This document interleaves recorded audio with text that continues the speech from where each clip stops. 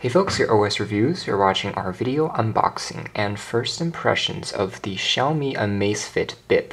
This is a smartwatch that retails for $65 and you can find it on GearBest. At the moment, the settings and the software are in Chinese. However, an international version of the watch is coming out soon.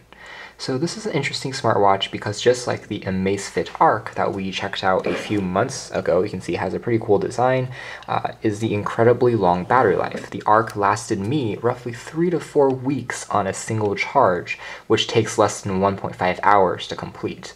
Similarly, this is a smartwatch that has a very long battery performance and has a larger display too, which is great for notifications. It's a simple LCD panel without a real super bright backlight, which means that even outdoors you can still read it. So if there's background light, it remains completely visible, kind of similar to e-ink technology.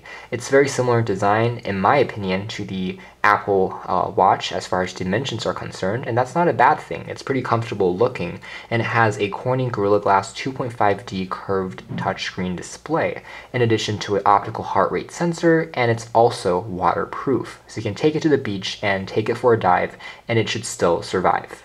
Taking a closer look at some of the other specifications of the watch, the screen measures 1.28 inches diagonally, and it does feature Bluetooth version 4.0 to communicate with your smartphone, both iOS or Android. On the back, you have some basic info, again printed in Chinese on this particular unit. As we tear open the packaging here, I want to mention the battery life for the standby mode here is rated at 45 days on a single charge, which is incredible. And otherwise, it's a pretty light smartwatch in the sense it doesn't run the most intensive of apps. It's not going to compete with something like Android Wear, but it does have a very simple interface that should show you your notifications, and it's more like a fitness tracker as far as giving you your sleep activity, your heart rate, stuff like that. And of course, with a larger screen, you can see more info if you want to glance at your text messages or WeChat or other Twitter notifications coming in. Otherwise, the watch itself weighs only 32 grams, which is again quite lightweight, and it does support kind of GPS connectivity with your smartphone, so you can also track your location if you're running or jogging, which is pretty cool. I really like the display technology used. It's the same as the Xiaomi Amazfit Pace, which is that round smartwatch, and the Pace is actually more expensive than this, but this has essentially the same specifications, a longer battery life, and in my opinion the design is a bit more classy looking as well, since it has smaller bezels. So it'll be interesting to see how this fares. Since the software side of things are entirely in Chinese at the moment, that is one barrier. However, we'll be coming out with a more complete kind of setup guide and of course a review after we kind of play with it a bit more. So the packaging here, pretty simple, just like most Xiaomi products. The strap here is just made out of rubber, one size fit all, and if we just remove this from the packaging here, inside this we have access to what looks like documentation and the charging cable.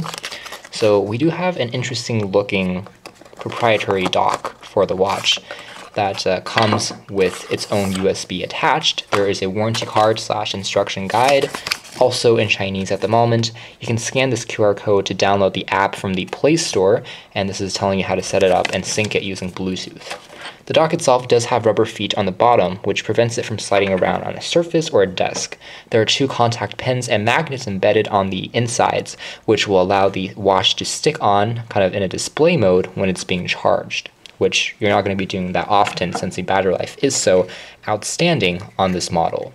What I really like is the transflective display, again, since it doesn't require you to always use a backlight and makes it really visible outdoors and in broad sunlight, which is quite exciting, and I think it's a technology almost every smartwatch should incorporate. The band feels relatively well constructed. It seems like it's swappable as well. The main frame here is made out of aluminum. This is the heart rate sensor. The side features a crown that you can tap on to power the watch on, and that's basically it. So very clean, minimalistic design going on here. Let's take off the screen protector. And again, we do have that relatively pretty looking 2.5D curved glass display. Let's tap on the power key for a few seconds and see if there is some juice to turn the screen on. And indeed there is. So it seems like we've launched right into the main menu. So from first impressions, you can just see how gorgeous the display looks, and this is with the backlight completely off. If I have a lamp turned over the screen, you can see that it still remains really visible, just like e-ink, which is the technology used on Kindles and other ebook readers. With the backlight on, you can just tap on it once. It takes a bit more battery, but you can still see it in the dark. So it's a dual mode screen, which is really quite interesting. It's a capacitive touchscreen, which remains very sensitive, and it uses gestures to go between different programs. You can see that everything again is in Mandarin Chinese, so there is going to be a bit of a learning curve here. However, the interface is very simple and straightforward.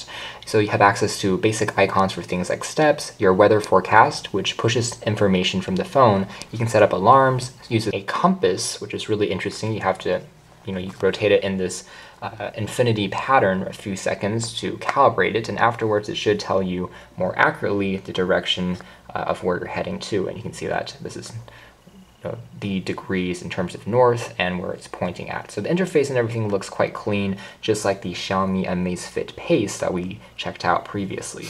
So you can swipe from the edges here to go into the back or the previous page, and this really is helped by the curved screens, and it makes the ergonomics feel a bit more responsive.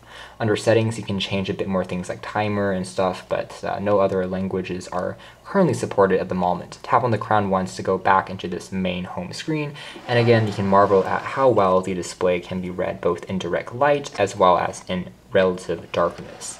So really, this is quite an exciting low-cost smartwatch because I think it's well made and it features lots of different hidden elements, including that heart rate sensor, waterproofing abilities at a very low cost. And I'm really excited to see how the international version will fare, but even this version looks quite promising for folks that want a more complicated fitness tracker than something like the Arc that has just a very small screen, but also don't want to shell out a fortune for a more expensive or complicated model.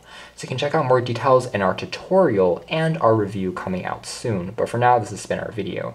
Thanks for watching here at OS Reviews. This was our unboxing first look at the Xiaomi Amazfit Bip, a all-new smartwatch from Xiaomi.